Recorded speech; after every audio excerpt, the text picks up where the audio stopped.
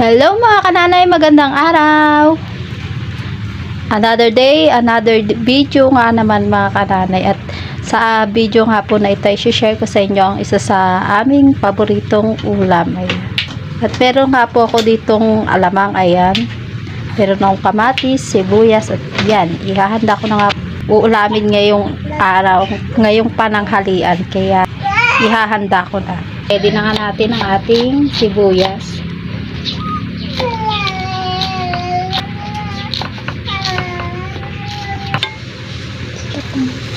Isa nga po ito mga kananay sa matitipid na ulam, kaya talaga namang mapaparami ang iyong kain, lalo na kung merong chicharon. Ang akin namang ipapartner ngayon ay mangga. At bali hiniwa ko nga lang po yung kamatis sa ating maliliit na hiwa.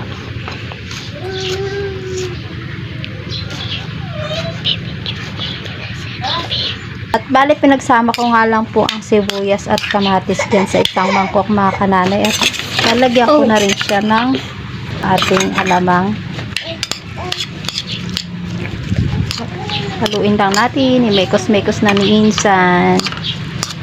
At meron nga din akong mangga dito mga kananay. At yan ay aking ipapartner nga sa ating hiniwang sibuyas na may alamang. Ayan.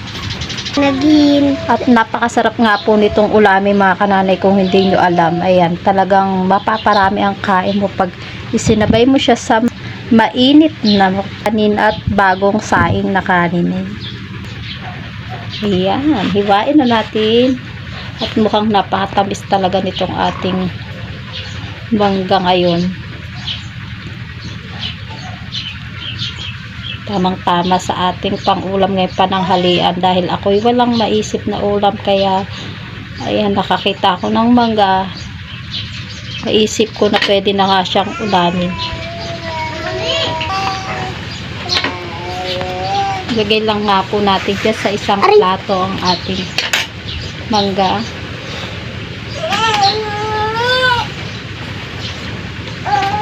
Siya nga po pala, ayan, nagpabili na rin ako ng chicharon para naman meron tayong kadagdag ulam.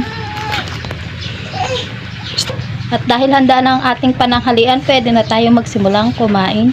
At ito na nga, ating mainit na kanin mga kananay.